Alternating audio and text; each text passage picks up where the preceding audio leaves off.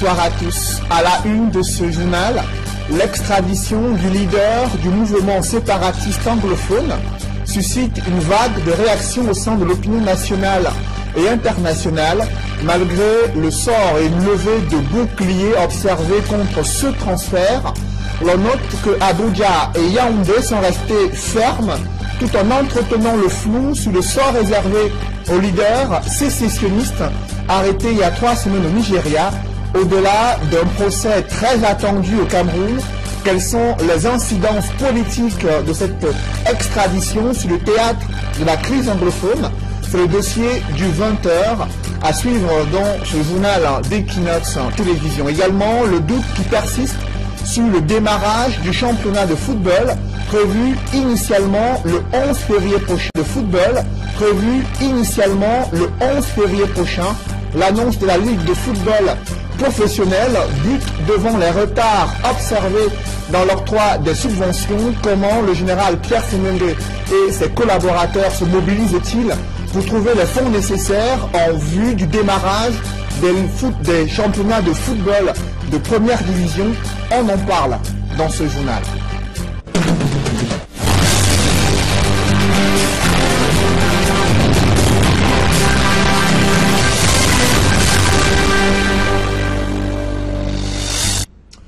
Merci de suivre cette édition complète de l'information sur Equinox Télévision.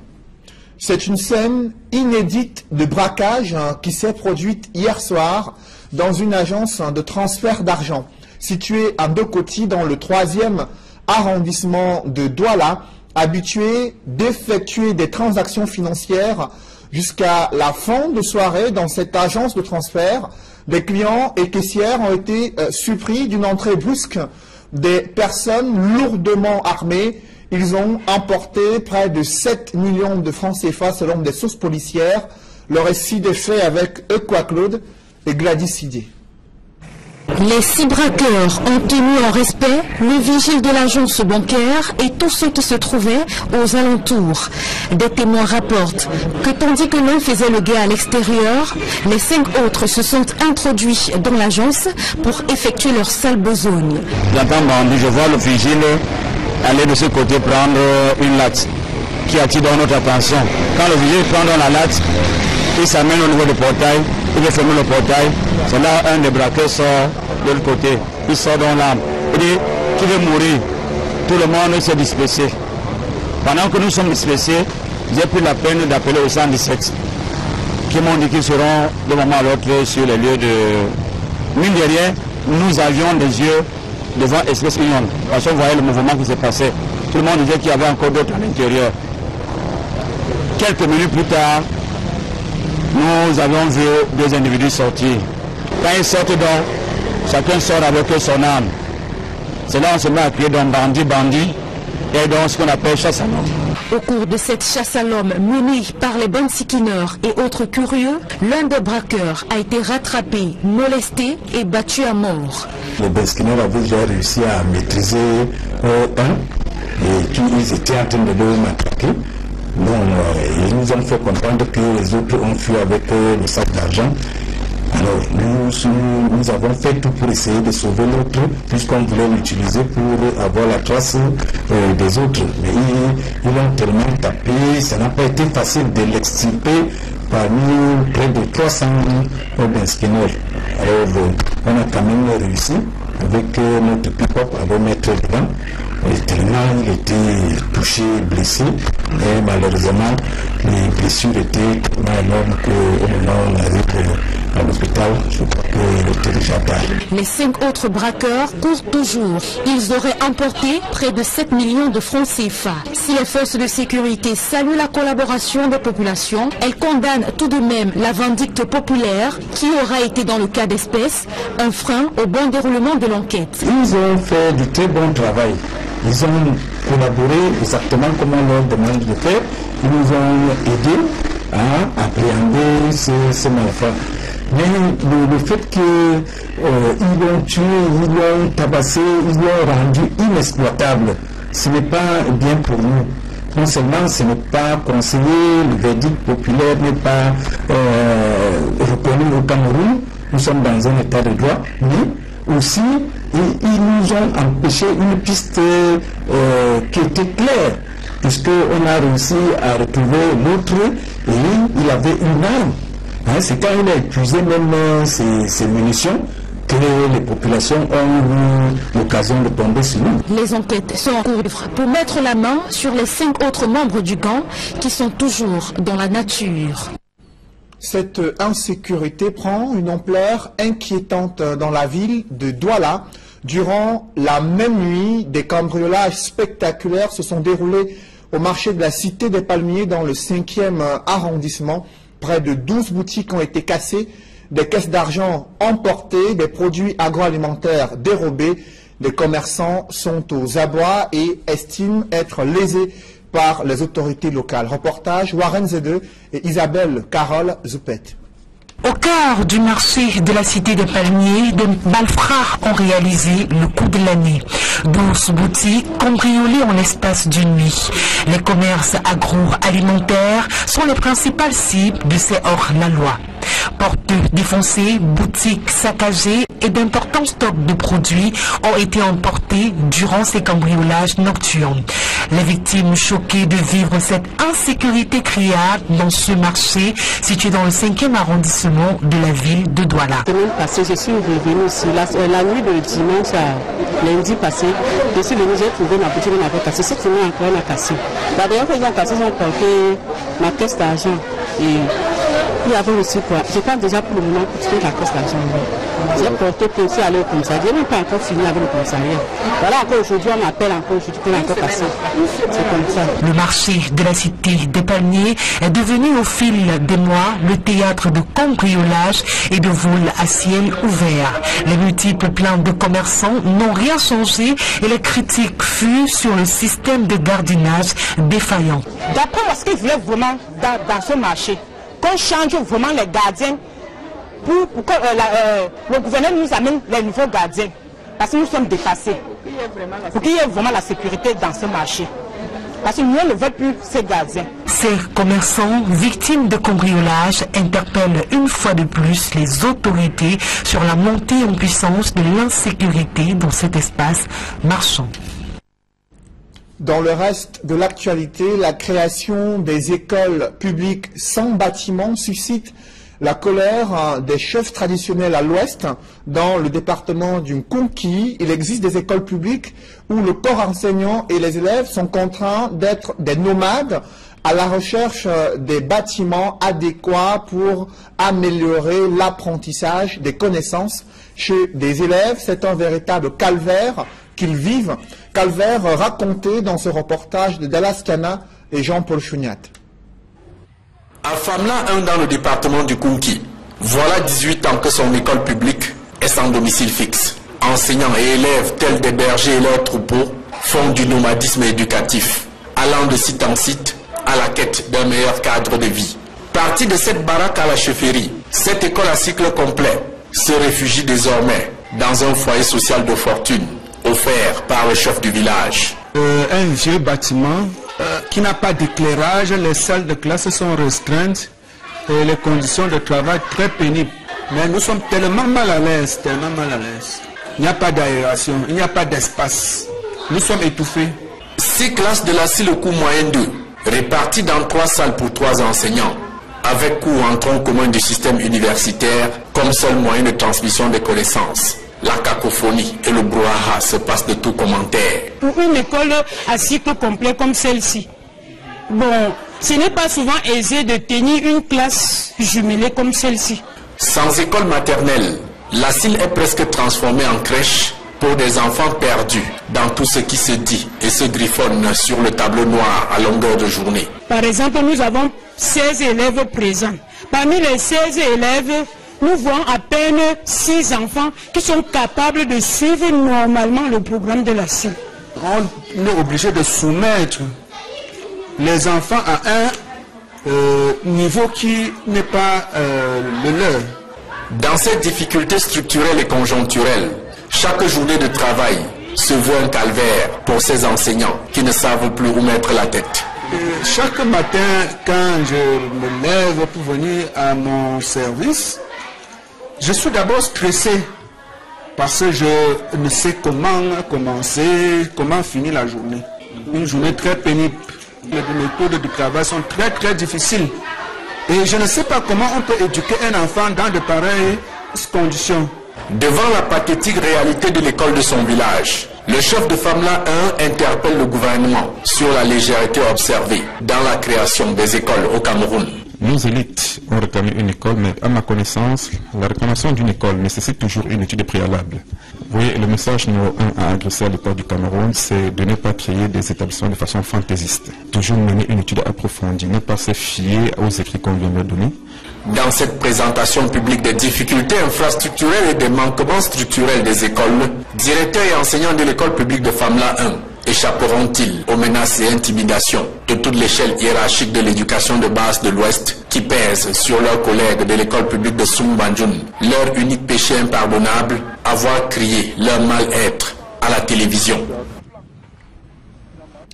Quelle pratique du bilinguisme peut construire l'unité nationale et le vivre ensemble? La crise anglophone a révélé l'ampleur des insuffisances criardes dans la promotion du vivre ensemble à travers une pratique à double vitesse du français et de l'anglais. C'est dans ce contexte que se déroule la Semaine nationale du bilinguisme au Cameroun. Emmanuel Diop et Marcelin Gansop. Petit test sur la pratique du bilinguisme au lycée bilingue de Toguébé, avec le thème de la 13e semaine nationale du bilinguisme. Le thème c'est le bilinguisme socle de l'unité nationale et du vivre ensemble. Bilingualism bedrock for national unity and peaceful coexistence. C'est donc dans un établissement considéré comme l'un des creusets du bilinguisme que la semaine nationale a été lancée. Le bilinguisme, je peux dire qu'il est réel. Il est d'autant plus réel que nous sommes nés bilingues. En septembre 1991, cet établissement est créé CES bilingue. Et depuis l'évolu, il est devenu lycée bilingue en septembre 1998. Et depuis 2009, nous sommes un établissement pilote avec la première entrée du bilinguisme au lycée. L'édition 2018 de la Semaine nationale du bilinguisme coïncide avec la crise anglophone, dont le déclenchement en octobre 2016 a eu pour effet d'accélérer la pratique effective du bilinguisme, à travers notamment un regain d'intérêt pour l'anglais, que beaucoup avaient vite fait de relayer au second plan. Si la crise anglophone est venue, il fallait seulement renforcer le bilinguisme pour que tous les maillons de la chaîne de la société puissent s'impliquer davantage. Vous savez, le bilinguisme c'est une quête permanente. L'unité nationale c'est une quête permanente. Le ministre des enseignements secondaires a saisi cette occasion pour réitérer l'importance du bilinguisme dans la consolidation de l'unité nationale et du vivre ensemble. We are celebrating this week in a context where national unity and living together are facing enormous challenges. L'anglais et le français doivent rester l'armature, le socle sur lequel viendrait se briser toute velléité de division et toute menace à notre vivre ensemble. Ces deux langues, de par l'ouverture qu'elles nous offrent sur le monde, représentent pour notre jeunesse et pour nous-mêmes une formidable richesse qui ne demande qu'à être exploitée. En créant il y a un an la Commission nationale pour la promotion du bilinguisme et du multiculturalisme, le président de la République a voulu bousculer les mauvaises habitudes. La pratique du bilinguisme ne doit pas se limiter seulement dans les salles de classe. Elle doit également être une réalité au sein des administrations publiques. Une construction qui se veut permanente, le bout du tunnel n'étant pas pour demain.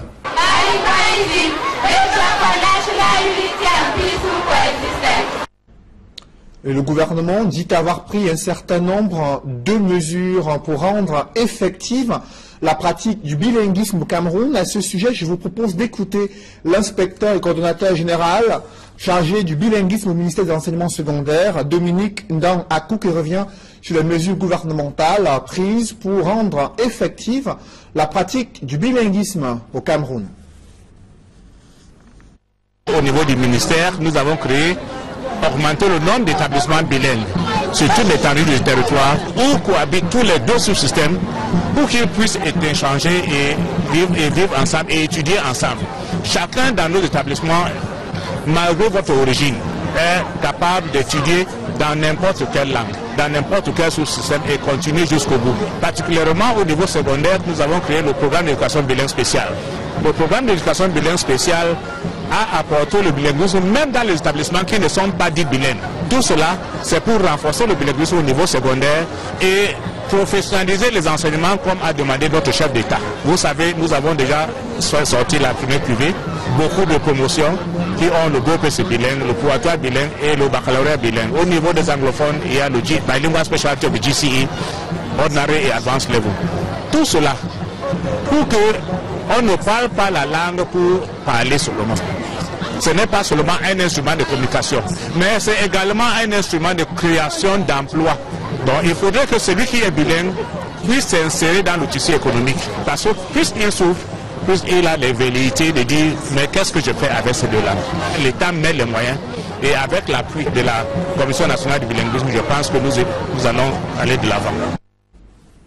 Malgré une levée de boucliers observée sur le plan international contre l'extradition des leaders du mouvement séparatiste anglophone du Nigeria vers le Cameroun, Abuja et Yaoundé sont restés fermes tout en entretenant le flou sur le sort réservé à Sisiku Ayoktabe et son état-major arrêté il y a 3 semaines au Nigeria.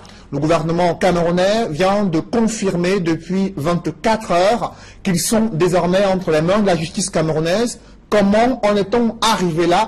Je vous propose d'abord de rafraîchir votre mémoire avec les circonstances de l'arrestation et ensuite du débat qui a prévalu autour de l'extradition de ces leaders du mouvement séparatiste anglophone dans ce reportage de Donald Brice Camgan.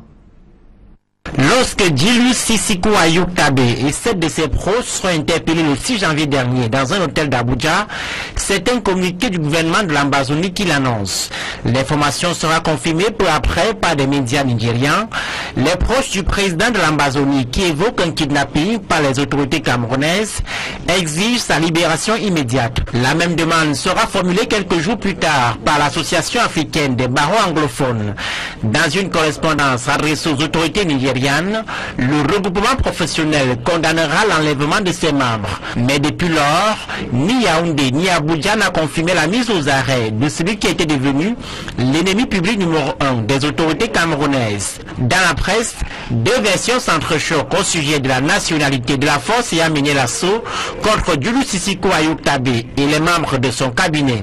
Alors que certaines sources soutiennent qu'il s'agit d'une opération spéciale menée en territoire nigérian par les forces de sécurité camerounaise, une autre thèse parle d'un coup de filet de l'armée nigériane qui aurait ensuite remis les mises en cause à la disposition du Cameroun. Ce n'est que le 23 janvier dernier, lors d'une interview accordée à France 24, que Issa Chiouma Bakari confirmera l'interpellation de Julius Sisiku Ayoktabe et d'autres leaders de la cause sécessionniste, sans précision cependant sur leur lieu de détention. L'officialisation de l'extradition du président de l'Ambazonie et de 46 de ses collaborateurs par le porte-parole du gouvernement met ainsi un terme au débat sur l'existence d'un cadre légal entre le Cameroun et le Nigeria permettant le transfèrement des activistes sécessionnistes à Yaoundé.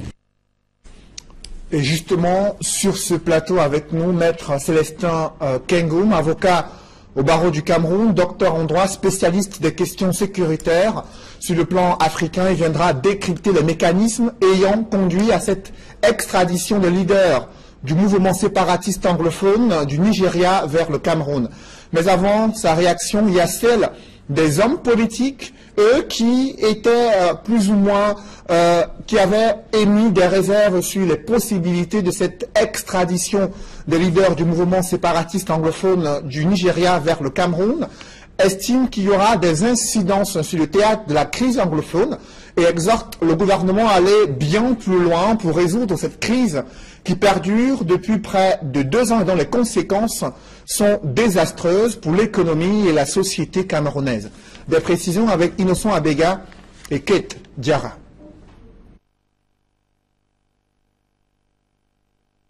L'annonce par le ministre de la Communication de l'extradition de Sissoko Ayuk Tabé, ainsi que quelques autres membres de la République fantôme de l'Ambazonie, a provoqué un raz-de-marée réactionnel dans le monde de la politique au Cameroun.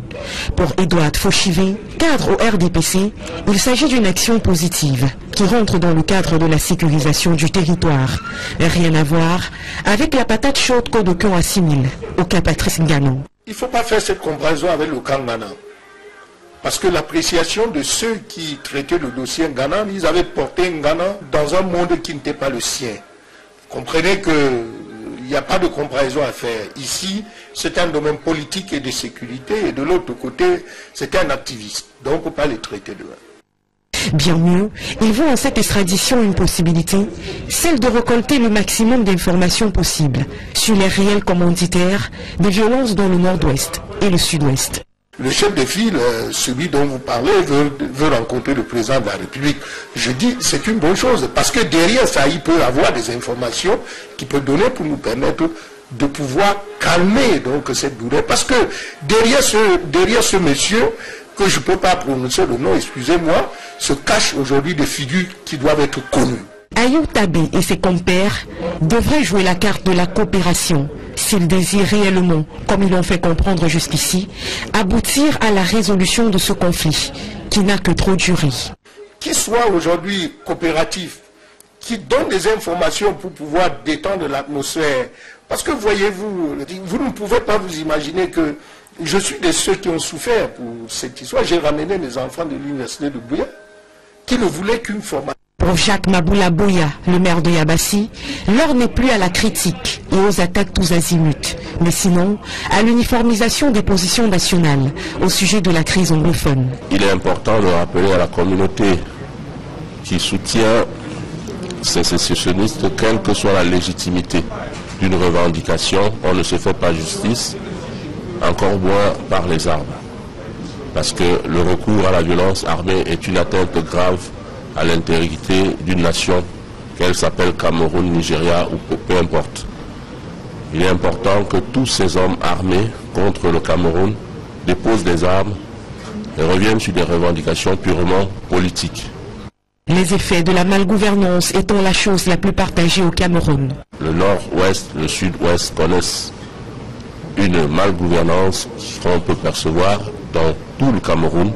Toutes les communautés sont touchées. Il recommande donc à toutes les parties de s'appuyer sur l'exemple rwandais et ivoirien, histoire de sortir de cette impasse le plus rapidement possible. Je crois qu'il y a un exemple par le passé qui nous parle, c'est le Rwanda.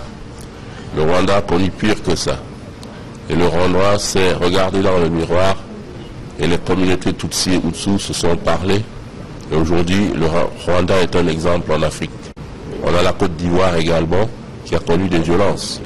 Mais ils se sont assis et ils ont discuté.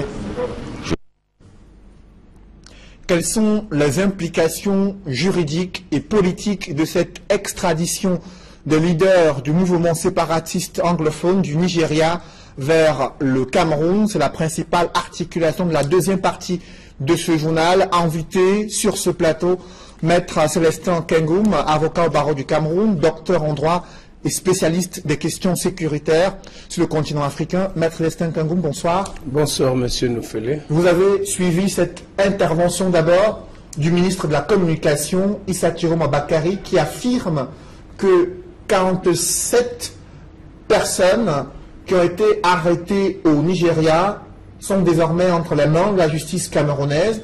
Le ministre de la Communication qui parle d'une extradition des leaders du mouvement séparatiste anglophone du Nigeria vers le Cameroun.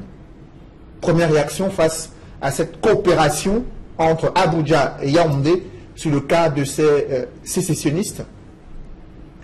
La première réaction que j'ai eue comme tout Camerounais, c'est un sentiment de soulagement de savoir que l'un des leaders des revendications sécessionnistes à la personne de M. Ayuk Tabé a été arrêté et transféré au Cameroun.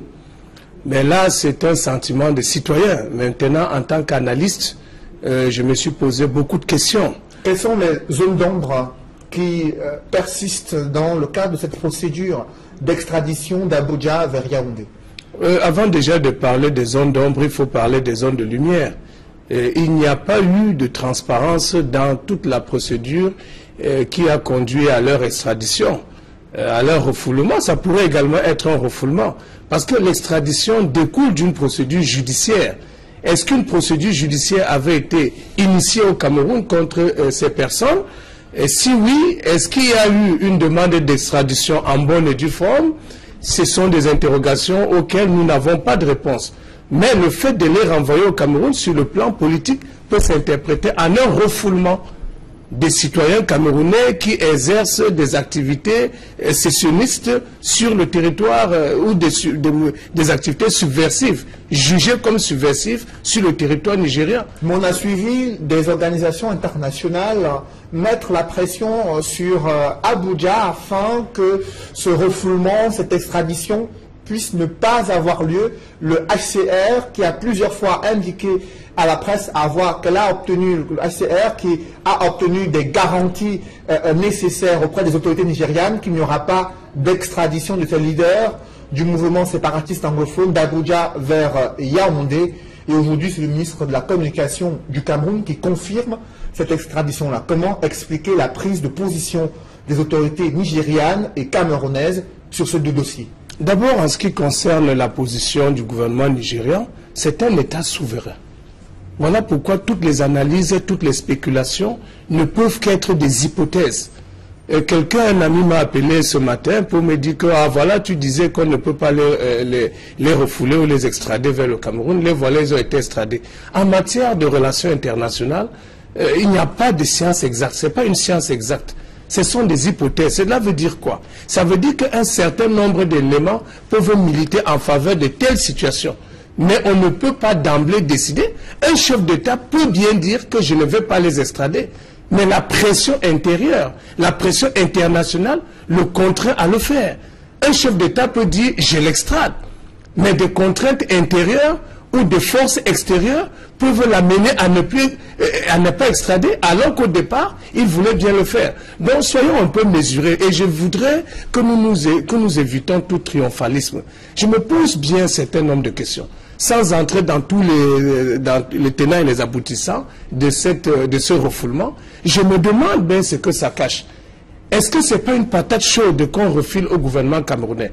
Parce que le Nigeria peut vouloir faire bonne figure, d'abord envers l'État camerounais, qui est quand même un État, un pays frère, un pays ami.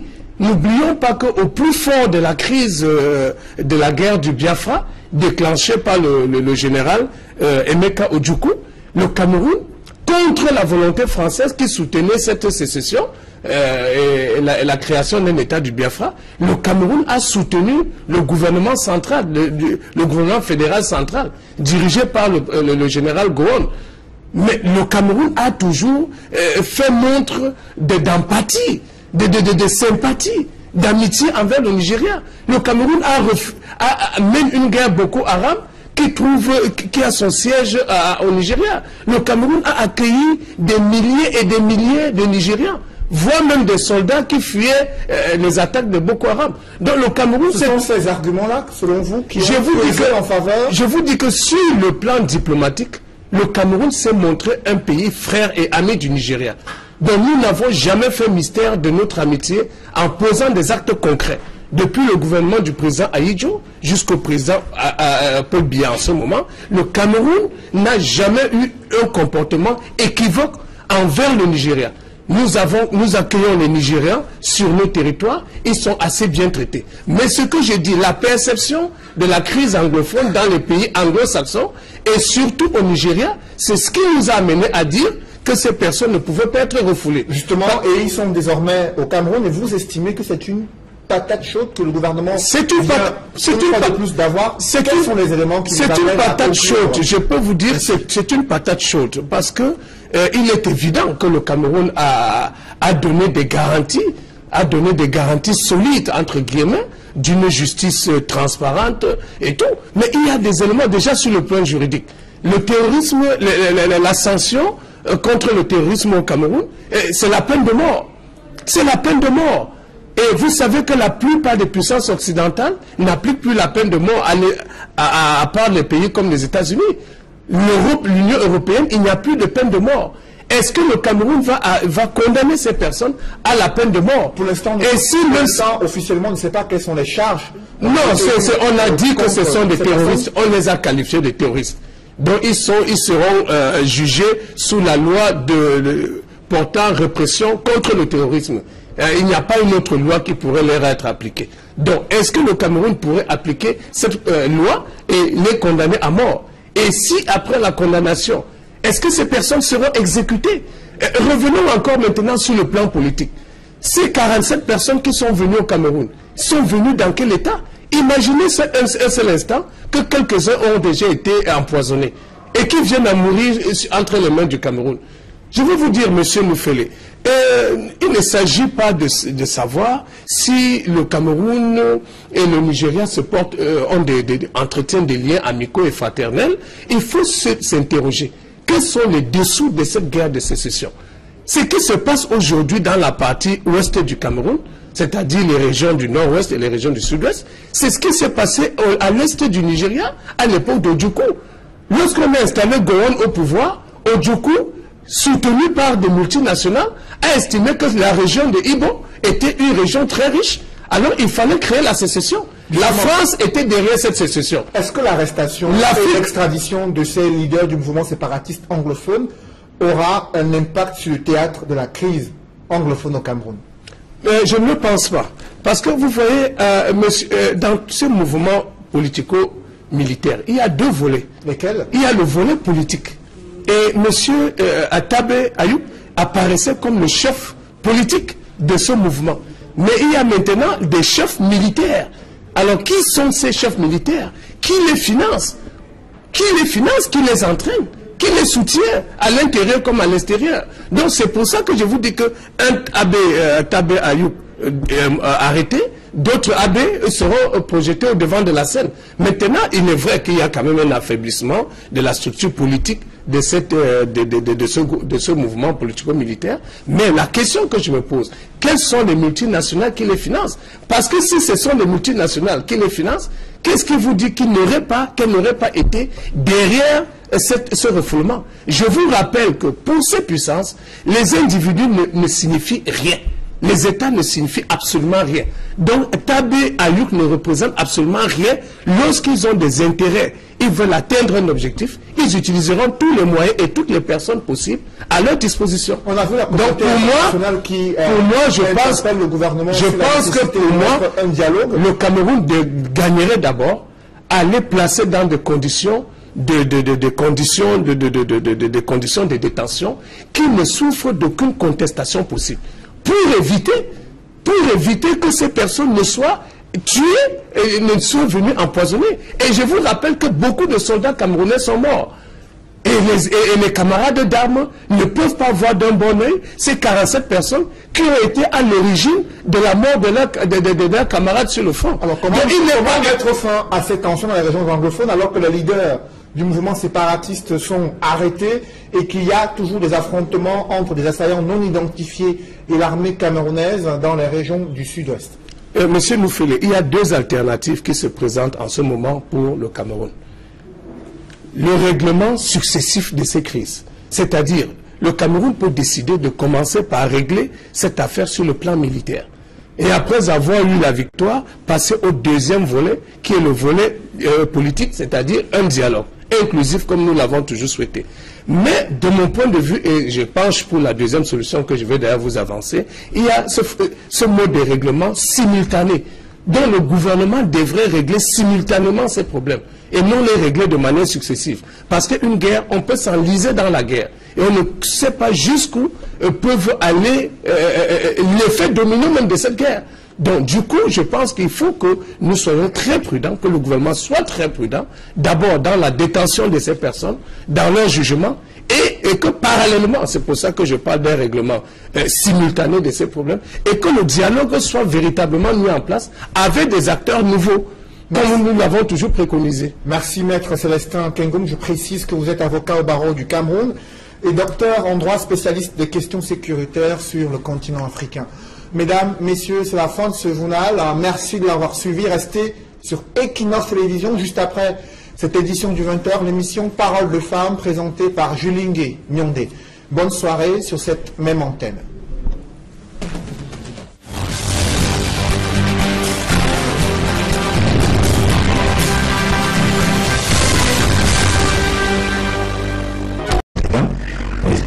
Il était touché, blessé, mais malheureusement, les blessures étaient tellement énormes qu'au moment où on arrive à l'hôpital, je crois qu'il était déjà tard.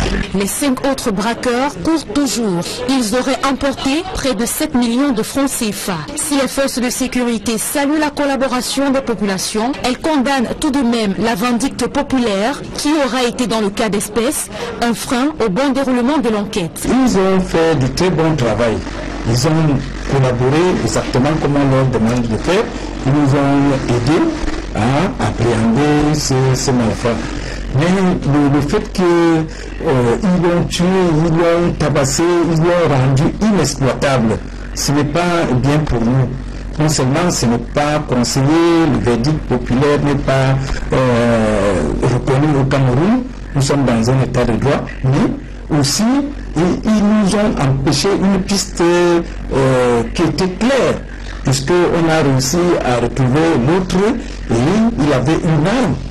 C'est quand il a épuisé même ses munitions que les populations ont eu l'occasion de tomber sur nous. Les enquêtes sont en cours pour mettre la main sur les 5 autres membres du gang qui sont toujours dans la nature.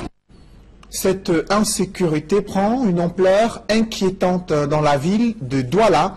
Durant la même nuit, des cambriolages spectaculaires se sont déroulés au marché de la Cité des Palmiers dans le 5e arrondissement. Près de 12 boutiques ont été cassées, des caisses d'argent emportées, des produits agroalimentaires dérobés. Des commerçants sont aux abois et estiment être lésés par les autorités locales. Reportage Warren Zede et Isabelle Carole Zoupet. Au cœur du marché de la Cité des Palmiers, des malfrats ont réalisé le coup de l'année. 12 boutiques cambriolées en l'espace d'une nuit. Les commerces agroalimentaires sont les principales cibles de ces hors-la-loi. Portes défoncées, boutiques saccagées et d'importants stocks de produits ont été emportés durant ces cambriolages nocturnes. Les victimes choquées de vivre cette insécurité criarde dans ce marché situé dans le 5e arrondissement de la ville de Douala. La semaine passée, je suis revenue ici. La nuit de dimanche à lundi passé, je suis venue, j'ai trouvé ma boutique, on avait cassé. Cette semaine encore, on a cassé. La dernière fois qu'ils ont cassé, ils ont porté ma caisse d'argent. Et il y avait aussi quoi. Je pense déjà pour le moment pour trouver la caisse d'argent. J'ai porté pour aussi aller au commissariat. Je n'ai même pas encore fini avec le commissariat. Voilà, encore aujourd'hui, on m'appelle encore aujourd'hui pour encore passer. C'est comme ça. Le marché de la Cité des Palmiers est devenu au fil des mois le théâtre de cambriolage et de vols à ciel ouvert. Les multiples plaintes de commerçants n'ont rien changé et les critiques fuient sur le système de gardiennage défaillant. D'après moi, ce qu'ils voulaient vraiment dans ce marché, qu'on change vraiment les gardiens pour que le gouvernement nous amène les nouveaux gardiens. Parce que nous sommes dépassés. Pour qu'il y ait vraiment la sécurité dans ce marché. Parce que nous ne veulent plus ces gardiens. Ces commerçants victimes de cambriolage interpellent une fois de plus les autorités sur la montée en puissance de l'insécurité dans cet espace marchand. Dans le reste de l'actualité, la création des écoles publiques sans bâtiment suscite la colère des chefs traditionnels à l'ouest. Dans le département du Nkunki, il existe des écoles publiques où le corps enseignant et les élèves sont contraints d'être des nomades à la recherche des bâtiments adéquats pour améliorer l'apprentissage des connaissances chez des élèves. C'est un véritable calvaire qu'ils vivent. Calvaire raconté dans ce reportage de Dallas Kana et Jean-Paul Chouniat. À Famla 1 dans le département du Kunki, voilà 18 ans que son école publique est sans domicile fixe. Enseignants et élèves tels des bergers et leurs troupeaux font du nomadisme éducatif, allant de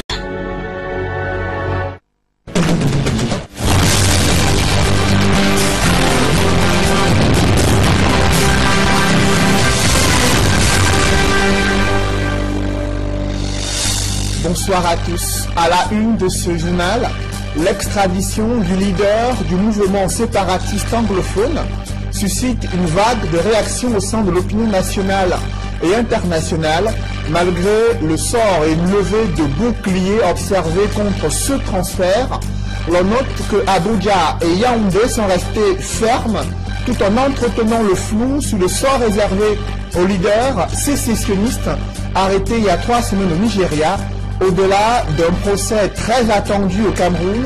Quelles sont les incidences politiques de cette extradition sur le théâtre de la crise anglophone? C'est le dossier du 20h à suivre dans ce journal d'Equinox Télévision. Également, le doute qui persiste sur le démarrage du championnat de football prévu initialement le 11 février prochain.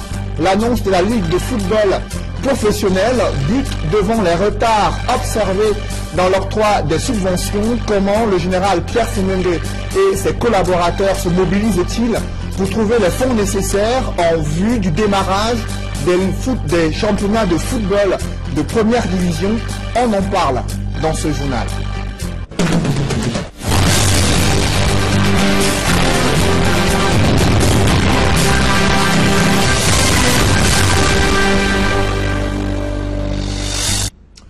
Merci de suivre cette édition complète de l'information sur Equinox Télévision.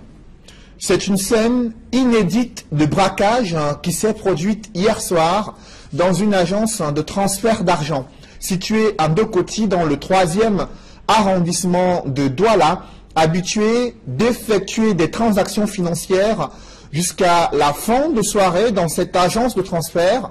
Des clients et caissières ont été surpris d'une entrée brusque des personnes lourdement armées. Ils ont emporté près de 7 millions de francs CFA selon des sources policières. Le récit des faits avec Equa Claude et Gladys Sidier. Les 6 braqueurs ont tenu en respect le vigile de l'agence bancaire et tous ceux qui se trouvaient aux alentours. Des témoins rapportent que tandis que l'un faisait le guet à l'extérieur, les 5 autres se sont introduits dans l'agence pour effectuer leur sale besogne. J'entends bandit, je vois le vigile aller de ce côté prendre une latte qui attire notre attention. Quand le vigile prend dans la latte, il s'amène au niveau du portail, il veut fermer le portail. C'est là un des braqueurs sort de l'autre côté. Il sort dans l'arme. Il dit qu'il veut mourir. Tout le monde s'est dispersé. Pendant que nous sommes dispersés, j'ai pris la peine d'appeler au 117 qui m'ont dit qu'ils seront de moment à l'autre sur les lieux de... Mine de rien, nous avions des yeux devant Express Union. Parce qu'on voyait le mouvement qui s'est passé. Tout le monde disait qu'il y avait encore d'autres à l'intérieur. Quelques minutes plus tard, nous avons vu 2 individus sortir. Quand ils sortent donc, chacun sort avec son arme. C'est là qu'on se met à crier donc bandit, bandit, et donc ce qu'on appelle chasse à l'homme. Au cours de cette chasse à l'homme menée par les bandes sikineurs et autres curieux, l'un des braqueurs a été rattrapé, molesté et battu à mort. Les banditineurs avaient déjà réussi à maîtriser un et qu'ils étaient en train de le matraquer. Bon, ils nous ont fait comprendre que les autres ont fui avec le sac d'argent. Alors, nous avons fait tout pour essayer de sauver l'autre, puisqu'on voulait l'utiliser pour avoir la trace des autres. Mais ils ont tellement tapé, ça n'a pas été facile de l'extirper parmi près de 300 banditineurs. Alors, on a quand même réussi avec notre pick-up à remettre... Site en site, à la quête d'un meilleur cadre de vie. Parti de cette baraque à la chefferie, cette école à cycle complet se réfugie désormais dans un foyer social de fortune offert par le chef du village. Un vieux bâtiment qui n'a pas d'éclairage, les salles de classe sont restreintes et les conditions de travail très pénibles. Mais nous sommes tellement mal à l'aise, Il n'y a pas d'aération, il n'y a pas d'espace. Nous sommes étouffés. 6 classes de la Silekou moyenne 2, réparties dans 3 salles pour 3 enseignants, avec cours en tronc commun du système universitaire comme seul moyen de transmission des connaissances. La cacophonie et le brouhaha se passent de tout commentaire. Pour une école à cycle complet comme celle-ci, bon, ce n'est pas souvent aisé de tenir une classe jumelée comme celle-ci. Sans école maternelle, la Sile est presque transformée en crèche pour des enfants perdus dans tout ce qui se dit et se griffonne sur le tableau noir à longueur de journée. Par exemple, nous avons 16 élèves présents. Parmi les 16 élèves, nous voyons à peine 6 enfants qui sont capables de suivre normalement le programme de la CIE. On est obligé de soumettre les enfants à un niveau qui n'est pas le leur. Dans cette difficulté structurelle et conjoncturelle, chaque journée de travail se voit un calvaire pour ces enseignants qui ne savent plus où mettre la tête. Chaque matin, quand je me lève pour venir à mon service, je suis d'abord stressé parce que je ne sais comment commencer, comment finir la journée. Une journée très pénible. Les méthodes de travail sont très difficiles. Et je ne sais pas comment on peut éduquer un enfant dans de pareilles conditions. Devant la pathétique réalité de l'école de son village, le chef de FAMLA 1 interpelle le gouvernement sur la légèreté observée dans la création des écoles au Cameroun. Nos élites ont réclamé une école, mais à ma connaissance, la réclamation d'une école nécessite toujours une étude préalable. Vous voyez, le message numéro 1 à adresser à l'État du Cameroun, c'est de ne pas créer des établissements de façon fantaisiste. Toujours mener une étude approfondie, ne pas se fier aux écrits qu'on vient de donner. Dans cette présentation publique des difficultés infrastructurelles et des manquements structurels des écoles, directeurs et enseignants de l'école publique de FAMLA 1 échapperont-ils aux menaces et intimidations de toute l'échelle hiérarchique de l'éducation de base de l'Ouest qui pèsent sur leurs collègues de l'école publique de Soumbanjoun, leur unique péché impardonnable, avoir crié leur mal-être à la télévision? Quelle pratique du bilinguisme peut construire l'unité nationale et le vivre ensemble? La crise anglophone a révélé l'ampleur des insuffisances criardes dans la promotion du vivre ensemble à travers une pratique à double vitesse du français et de l'anglais. C'est dans ce contexte que se déroule la Semaine nationale du bilinguisme au Cameroun. Emmanuel Diop et Marcelin Gansop. Petit test sur la pratique du bilinguisme au lycée bilingue de Toguébé, avec le thème de la 13e semaine nationale du bilinguisme. Le thème c'est le bilinguisme socle de l'unité nationale et du vivre ensemble. Bilingualism bedrock for national unity and peaceful coexistence. C'est donc dans un établissement considéré comme l'un des creusets du bilinguisme que la semaine nationale a été lancée. Le bilinguisme, je peux dire qu'il est réel. Il est d'autant plus réel que nous sommes nés bilingues. En septembre 1991, cet établissement est créé CES bilingue. Et depuis l'évolu, il est devenu lycée bilingue en septembre 1998. Et depuis 2009, nous sommes un établissement pilote avec la première entrée du bilinguisme au lycée. L'édition 2018 de la Semaine nationale du bilinguisme coïncide avec la crise anglophone, dont le déclenchement en octobre 2016 a eu pour effet d'accélérer la pratique effective du bilinguisme à travers Lorsque Djilou Sissiko Ayuk Tabe et 7 de ses proches seront interpellés le 6 janvier dernier dans un hôtel d'Abuja, c'est un communiqué du gouvernement de l'Ambazonie qui l'annonce. L'information sera confirmée peu après par des médias nigérians. Les proches du président de l'Ambazonie qui évoquent un kidnapping par les autorités camerounaises exigent sa libération immédiate. La même demande sera formulée quelques jours plus tard par l'Association africaine des barreaux anglophones.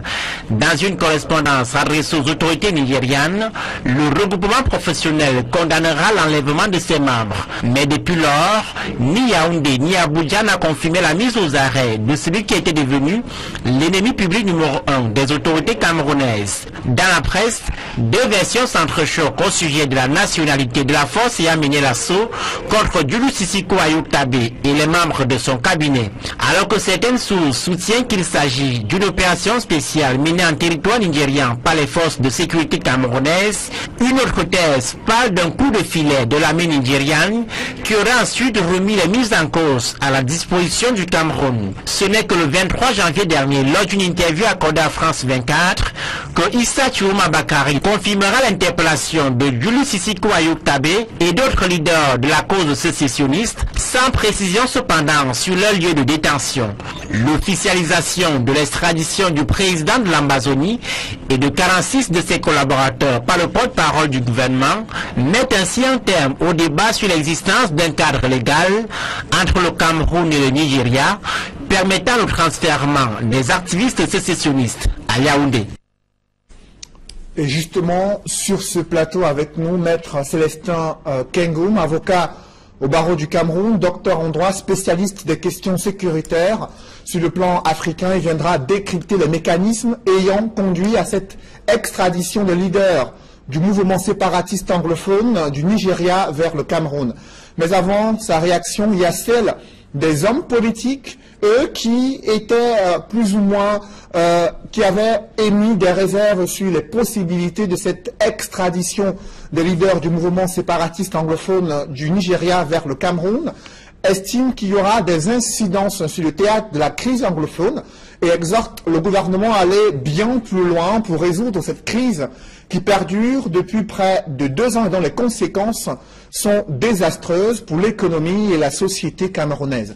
Des précisions avec Innocent Abega et Kate Diarra.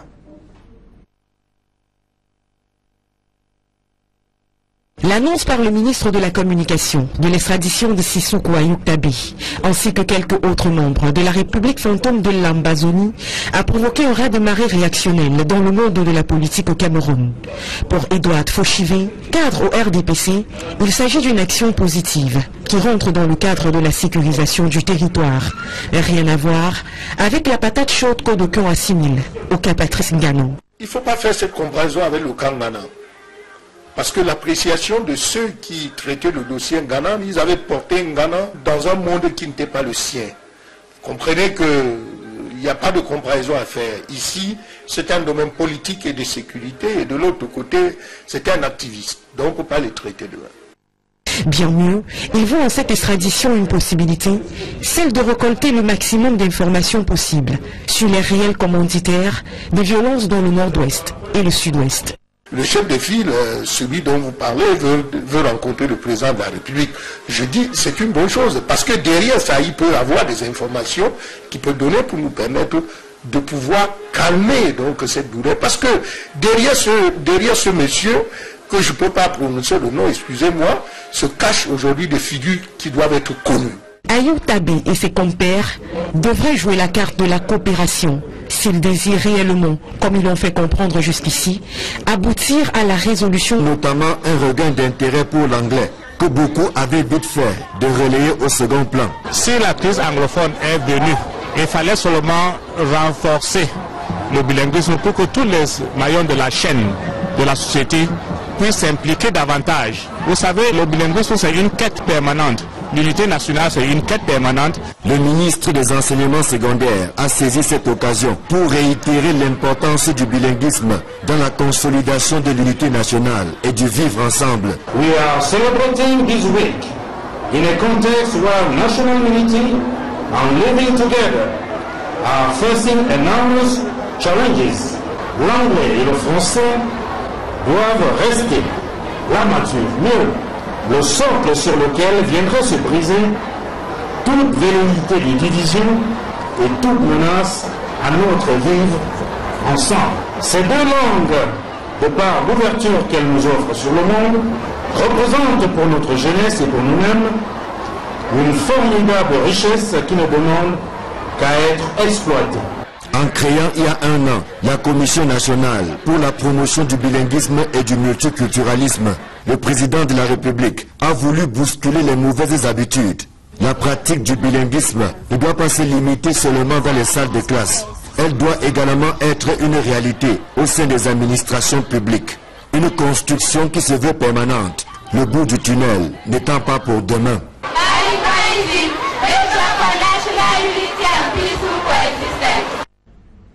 Et le gouvernement dit avoir pris un certain nombre de mesures pour rendre effective la pratique du bilinguisme au Cameroun. À ce sujet, je vous propose d'écouter l'inspecteur et coordonnateur général chargé du bilinguisme au ministère des enseignements secondaires, Dominique Ndang Akou, qui revient sur les mesures gouvernementales prises pour rendre effective la pratique du bilinguisme au Cameroun. Au niveau du ministère, nous avons augmenter le nombre d'établissements bilingues sur toute l'étendue du territoire où cohabitent tous les 2 sous-systèmes pour qu'ils puissent échanger et vivre ensemble et étudier ensemble. Chacun dans nos établissements, malgré votre origine, est capable d'étudier dans n'importe quelle langue, dans n'importe quel sous-système et continuer jusqu'au bout. Particulièrement au niveau secondaire, nous avons créé le programme d'éducation bilingue spéciale. Le programme d'éducation bilingue spéciale a apporté le bilinguisme même dans les établissements qui ne sont pas dits bilingues. Tout cela, c'est pour renforcer le bilinguisme au niveau secondaire et professionnaliser les enseignements comme a demandé notre chef d'État. Vous savez, nous avons déjà sorti la première cuvée, beaucoup de promotions qui ont le BPC bilingue, le poitoire bilingue et le baccalauréat bilingue. Au niveau des anglophones, il y a le Bilingual Specialty of GCE, Ordinary et Advanced Level. Tout cela pour qu'on ne parle pas la langue pour parler seulement. Ce n'est pas seulement un instrument de communication, mais c'est également un instrument de création d'emplois. Donc il faudrait que celui qui est bilingue puisse s'insérer dans le tissu économique. Parce que plus il souffre, plus il a les velléités de dire mais qu'est-ce que je fais avec ces deux langues. L'État met les moyens et avec l'appui de la Commission nationale du bilinguisme, je pense que nous allons aller de l'avant. Malgré une levée de boucliers observée sur le plan international contre l'extradition des leaders du mouvement séparatiste anglophone du Nigeria vers le Cameroun, Abuja et Yaoundé sont restés fermes tout en entretenant le flou sur le sort réservé à Sisiku Ayuk Tabe et son état-major arrêté il y a 3 semaines au Nigeria. Le gouvernement camerounais vient de confirmer depuis 24 heures qu'ils sont désormais entre les mains de la justice camerounaise. Comment en est-on arrivé là? Je vous propose d'abord de rafraîchir votre mémoire avec les circonstances de l'arrestation et ensuite du débat qui a prévalu autour de l'extradition de ces leaders du mouvement séparatiste anglophone dans ce reportage de Donald